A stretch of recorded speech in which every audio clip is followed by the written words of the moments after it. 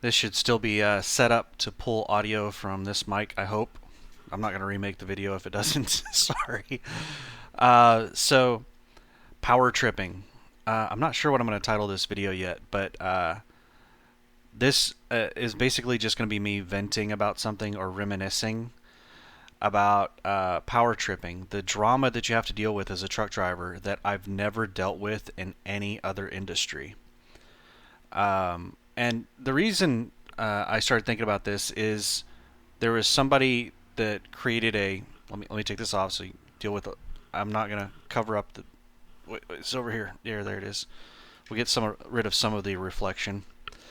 Uh, someone on the truckers subreddit created a thread asking if it was normal for a dispatcher to yell at you, like a grown man yelling at another grown man. And that is something that I'll say doesn't normally happen in the real world. And trucking is like its own little subculture. If someone, like, I can't imagine a grown man yelling at another grown man at a job.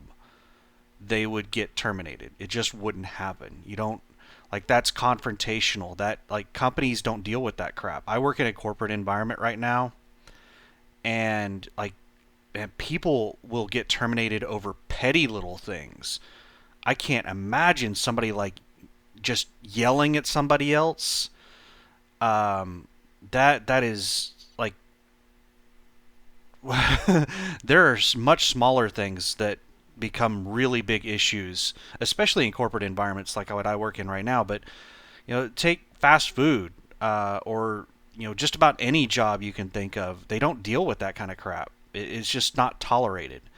And for some reason, this is yet another exception to the trucking industry where that type of attitude, that behavior, is tolerated. It's I don't understand it, but it got me thinking about, like, that's one of the things that wears on you as a. I'm gonna pause this for just a second. I'm sorry, I have something else going on. And Beck, and now I feel like I gotta sneeze. Um, what was this saying? Uh, so yeah, it's I forgot exactly where I left off, but basically, I just trucking is like its own little subculture. Things there are accepted that aren't accepted anywhere else, and I think that this is one of the things that wears on you as a driver. So people come into the trucking industry, and there's a really bad washout rate. People within their first 3 to 6 months or their first year, we'll say just their first year. I don't know what the exact statistics are, but within the first year, people either completely quit the trucking industry entirely, or they try to find a local job, um, or they what was another thing that they do? It's mainly either quit the industry, find a local job, or try to find another OTR job or another type of job or something. There's a lot of churn that happens within the first year. I've heard that it's nearly 100% at mega carriers, like 92% churn rate at mega carriers. It's and I think has something to do with it. Being away from home is a big part of it. The pay is a big part of it, and then the hours is a big part of it. And I think this is probably the fourth thing that is a huge factor in people leaving the industry or leaving a company or trying to go local or trying to do something else their first year, and that is how they're treated. I know this was a big one for me on how I was treated. It just wears on you over time. You're already stressed out, you're already working a lot of hours, you're already on edge, and then having like a Kmart manager yell and scream at you like you're an idiot, and they have no idea what they're talking about, like they're wrong, and there's nothing you can do about it. You just have to sit there and take it. That kind of stuff happening, once a week, twice a week, three times a week, it just really gets on you. And then your dispatcher sending you condescending messages all day long. Like they send out my dispatchers with Swift would send out these fleet-wide messages, and then there were other dispatchers or fleet managers or something that would send out like company-wide messages. So when I was with Swift, I would get messages all going to try not to use bad words, but oh my goodness, it was so annoying to just get constant messages over the Qualcomm. Just and most of them were really condescending, talking about really dumb things that this one driver in our fleet of I don't know how many, 25,000 drivers. Oh, there was one idiot out of 25,000. So I'm going to send all 25,000 a message just browbeating them on how stupid everybody is because this one driver did something. And you get those on a daily basis.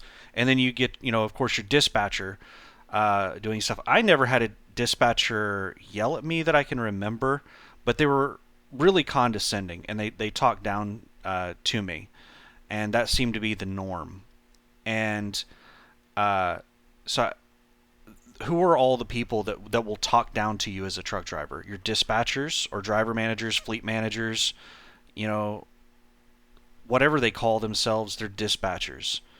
Fellow drivers, your and I'm on quotes here, trainer, which is usually just another student driver that just got out of training themselves.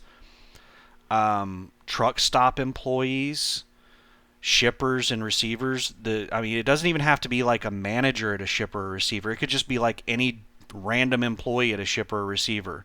It could be the janitor at a shipper or receiver. Nothing against janitors. I'm just, anybody at the shipper or receiver. Security at, the shipper or receiver or at your company or wherever. Security in general. And then, of course, the law enforcement you have to deal with. In general, the law enforcement were the most respectful out of everybody. But I think what it boils down to is what almost all of these people have in common is that they're really low-wage employees. So dispatchers aren't typically paid very well. Your fellow drivers usually aren't paid very well, especially when you're a student driver at one of these mega carriers. Mega carriers don't pay well. I don't care if you've been there for 10 years. Your trainer is probably a first-year driver as well. Truck stop employees typically aren't paid well. Shipper and receiver employees, a lot of them aren't paid well. Security guards aren't. I've been a security guard. I know they're not paid well. A DOT is paid decent in most areas. I mean, you make like $50,000-$60,000 a year. In some high cost of living areas, I'm sure they probably make $80,000-$100,000 a year. That's not incredible, but they're lower middle class, and they're probably some of the best paid out of this list of people. And I think what it boils down to is these are low wage, low skilled people that this is their only little bit of authority that they have, and they are power tripping. And that's the only thing I can think of, because it's something that I've dealt with in several jobs. I'll use my current job as an example. I won't say exactly what I do, but I work in kind of a tech support role, and we have various warranty levels. And the nicest people that I've dealt with are the ones that have the most outrageously expensive warranties. They typically work for companies that pay really well, the companies that don't they don't cut corners on anything. And those are the people that are willing to do anything. Like whenever they contact us and they need to we ask them to go and do something, they don't give any pushback. They just go do it. The ones that give us the hardest time are the ones that have the cheapest warranty or no warranty at all. They don't feel like it's their job to do anything. We ask them to do something to help us troubleshoot something. They refuse. They want us to send somebody out there to do it, even though they didn't pay for that kind of warranty. No, you didn't pay to have a technician come out to your site and do stuff. You're going to have to do everything that requires actually touching the system. Um, but it's those people that are paid low and low wage. They don't really have any authority in their lives. Are typically the ones that power trip really hard, and the ones that do have authority, or that I don't think they feel the need to. I think it has a lot to do with self-esteem and confidence. And whenever you have confidence, you have self-esteem, you don't feel a need to put your authority or whatever on display. But uh, reeling that back into trucking, I think that's one of the four reasons why people quit trucking or leave OTR or try to get a local job or whatever. I will say that whenever I drove local or line haul, I didn't deal with it nearly as much, and I think a lot of it had to do with over the road. I drove for Swift, and I was in Trucker Owl's YouTube, one of his live streams, and we got on the topic of he was talking about CR England. The company you drive for affects that reputation. You get that same reputation, and you get treated like a driver for one of those companies. And I agree with that. When I drove for Swift, I was treated like a Swift driver. I would come up to a truck stop and people start talking on the CB. Oh, here comes Swift. You better watch. Make sure he doesn't, wreck into your stuff. And I'm well, I was. I don't know how I am now. I haven't driven a truck in like 15 years.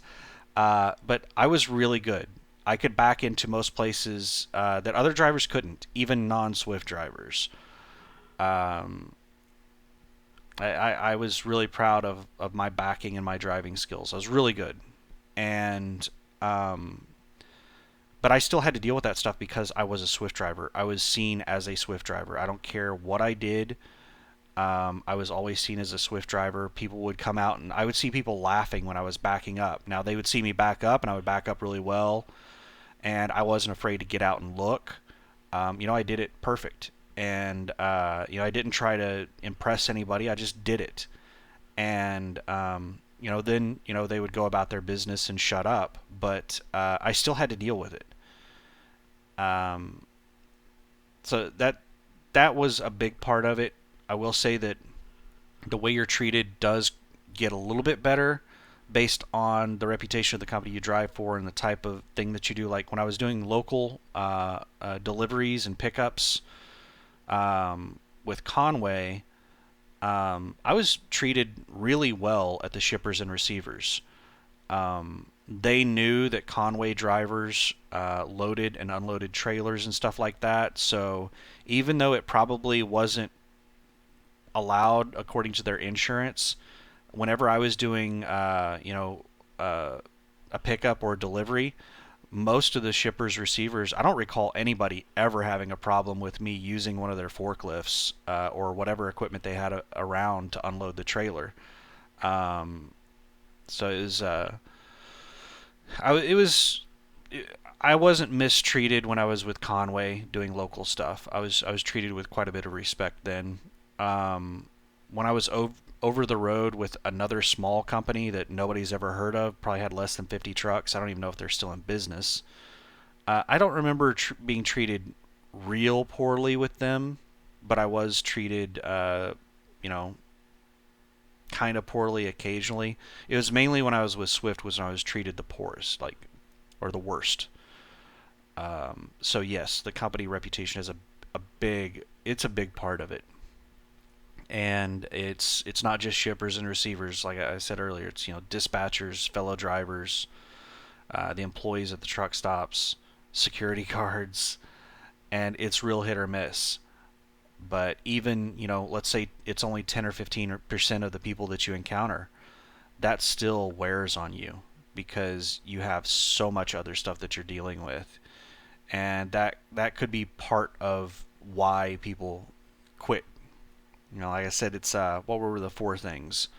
The hours. I don't think many people are used to working 70 plus hours a week when they come into trucking. So that's a big part of it. The pay.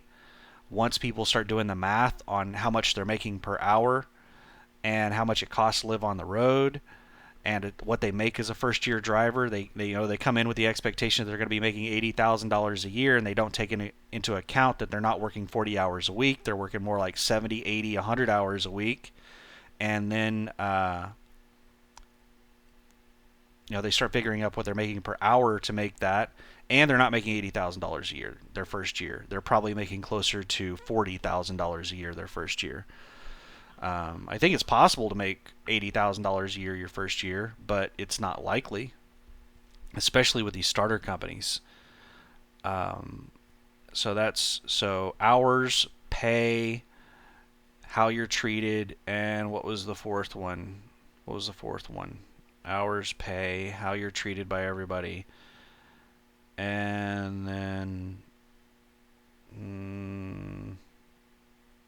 oh, yeah, time away from home, which is probably one of the biggest reasons that most people will say is why they quit.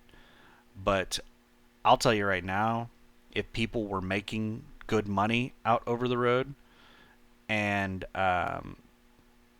they they weren't working 100 hours a week, if they were working like closer to 50 or 60 hours a week and making good money, then being away from home for a couple of weeks wouldn't be that big of a deal. One of the big problems with being away from home is you're away from all of your amenities, all of your hobbies.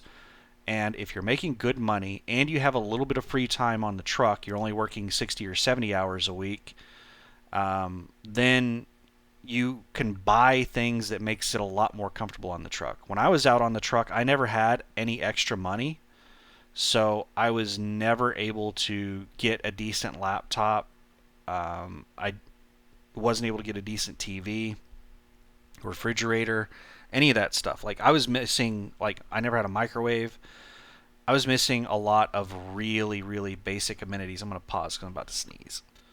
And I ended up not having to sneeze. So, all right, this is turning into 20 minutes, and I'm just going to keep repeating myself over and over on the same stuff. Yeah, I just saw that subreddit. It already had like 70 replies, and I didn't feel like just being another reply on that, but it inspired me to make a video. So yeah, this is just some of the things that I think affect people quitting in the first year. Thank you. Goodbye.